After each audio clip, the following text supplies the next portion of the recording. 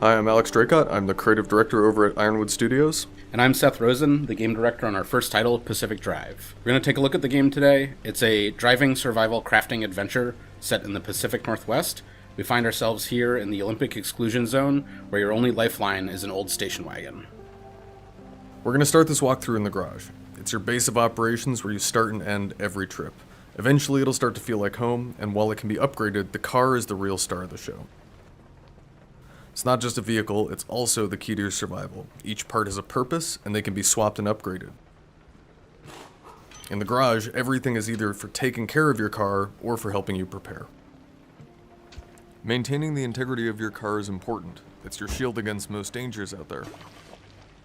For folks who take regular trips into the zone, you're going to need every bit of help you can get. Speaking of which, you've got to know where you're going before you leave the garage. On this map, you'll scout routes for your next trip. It gives a preview of what you'll be up against on the right side of the screen, and once you've decided on your destination, you can select it, and the scanner on the roof of the garage will highlight the roads that lead you there. It will also reveal some information about the roadside attractions that you'll pass by. Looks like it's time to get ready to go. First thing we want to do is top off our fuel. We can always grab some while we're out in the zone, but it's certainly safer to do while we're here in the garage. The next thing that you're going to want to do is check for missing doors and panels that may have been destroyed or misplaced on a previous trip in the zone. We're missing a door, so we're going to go ahead and craft a new one. Now that we've got the part in hand, the labor itself should be pretty quick. Oh, looks like something's up with our tire. Let's take a look and see what's going on. Looks like we got a flat. Since we're back at the garage, we're going to replace it with the spare that we've got on hand, but with the right tools, we could fix that puncture while we're out on the road. Now that that's sorted, we also want to grab a scrapper, which we'll use to gather materials while we're out there. And one last status check before we get behind the wheel. Looks like our battery's a little bit low, and we don't know exactly how long we'll be out in the zone, so we should take care of that. So let's flip this switch and hit the road. If we do get caught with no charge remaining, the car will still start, but no headlights at night is a recipe for disaster. We could hang out in the garage and detail the car or research new upgrades. What we really need right now is more crafting supplies. So instead, we're going to head out, explore some new areas, and scavenge for materials. Each time you exit a level, the route map appears and you'll pick the next stop on your road trip. Maybe you'll want to stick to your plan, or maybe the zone has changed your plans and you need to come up with a new one. Either way, it's your choice, but for now, let's stick with our original destination. As we roll into this junction, we're looking for any resources or buildings we can scavenge for supplies. We can check our surroundings with the map on the passenger seat to see if there are any points of interest or structures worth investigating, but not everything is on the map. It's important to keep your eyes peeled. We're currently in the damp forest, which is one of our biomes. Each is different with their own resources to gather and hazards you'll have to avoid. Pacific Drive also features a dynamic time of day and weather system, and since we're in the Pacific Northwest, there's about as much rain as you'd expect. And there's even stranger weather to get caught up in as well. Rain and driving surfaces will affect the way your car handles, so drive careful. As we mentioned, this is a survival crafting game, but unlike most games in the genre, you're going to need man-made materials rather than natural to keep your car running. Your car is your lifeline. If you take care of it, it will take care of you. To do that, you're going to need to scrap abandoned vehicles for parts, pilfer deserted buildings, and craft higher tech tools to recover some of the more exotic things that you'll find in the zone. There is more in the peninsula than abandoned ruins and radiation. Watch your back for lurking pickpockets and tourists, and don't leave your car unattended. Abductors have been seen hurling entire vehicles off of cliffs. If you manage to scan any of these anomalies, you'll learn more about their background, and they'll show up on your map when you're planning your routes. But as a note, familiar and anticipated does not mean safe. Every time you visit a junction, certain aspects will be different. The zone causes all manner of things to get jumbled, like different anomalies infesting the area, as well as resources and buildings appearing in new places. Worse yet, large atmospheric shifts can form and pass nearby, bringing increased anomalous activity.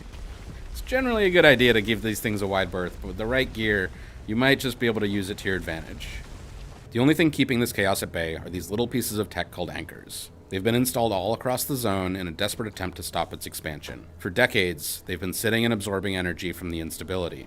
Luckily for you, the ARC device installed in your passenger seat is tailor-made to store that collected energy. Anchors, and the energy extracted from them, are the most important resource in Pacific Drive. Back at the garage, you'll need it to unlock new crafting recipes and upgrade the garage itself, but more pressingly, anchors are your way home. In the zone, it's not safe to drive back the way you came, so you need to find another way. When you're in an area of the zone that is stable enough, like the junction we're in now, you'll need a certain amount of anchor energy based on how far you are from the garage to make your escape. Once it's charged up, use the ARC device to open a gateway at a safe distance from your current location. And then, get a move on. Once a gateway is opened, or if you've chosen to linger too long in a junction, an instability storm is guaranteed to appear. Closing in around you, it may not seem dangerous at first, but getting caught spells certain doom. When you see red in your rear view, you really are on borrowed time. Floor it.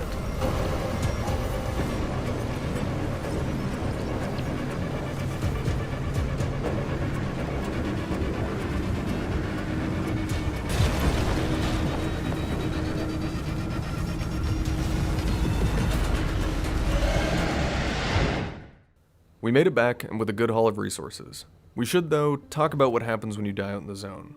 We won't spoil too much now, but there is more to this garage and your car than at first glance. If you die, you'll still return to the garage, and the game continues, albeit with your ride in a worse state than when you started. The materials you gathered will also be forfeit. Don't worry though, there's a way to recover those resources, and if your car is in particularly rough shape, well, the zone's a bit strange and sometimes even helpful. There are a few things around the garage that can help you get back on your feet.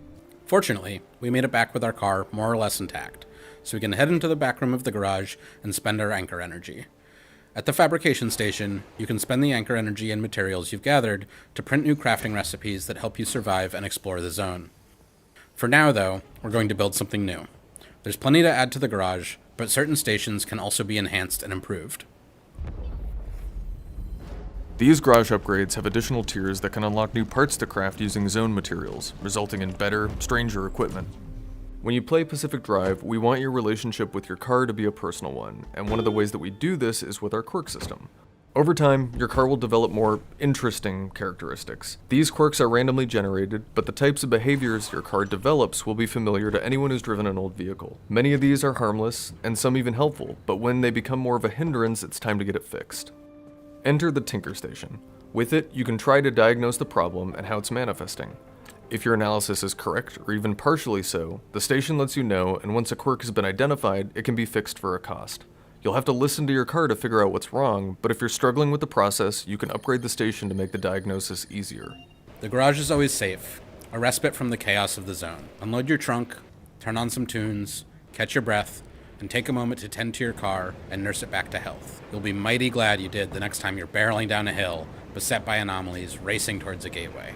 All of the necessary repairs can be done by hand, and there are garage stations that can do some of the work for you. That said, you might be better off recycling an especially busted panel and then using some of the crafting materials that you get back to build yourself an upgraded part, or at least a fresh one. In Pacific Drive, everything can be installed in multiple places on the car. Maybe that means you put a saddlebag on the driver's side for easy access to spare tools, or maybe it means putting a nitro boost on the front bumper for when you need to back out of a sticky situation and do it fast.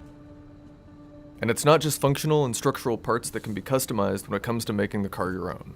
Paint all the panels and doors with whatever colors you collect down the zone, and if you find them, there are decal kits that can be applied as well. Beyond that, there are multiple other slots where you can install the various cosmetic trinkets and stickers you find while exploring, assuming you can successfully make it back with them in your trunk. With our car fully repaired and detailed, it's time for the next expedition. Our last trip was successful, so the route we took gets uploaded to the system and reveals new junctions to explore. But that won't be the only thing that's changed. The zone's instability will have randomized certain aspects of the map. So take stock, plan your destination, pack your car, and get back on the road. From Seth, myself, and everyone on the Pacific Drive team, thank you so much for checking out our gameplay summary. We hope you've learned a bit more about surviving out in the zone, and we can't wait to see you behind the wheel on February 22nd. Pre-order Pacific Drive now on PlayStation 5, Steam, and the Epic Game Store. Thanks for watching, and remember, the only way out is through.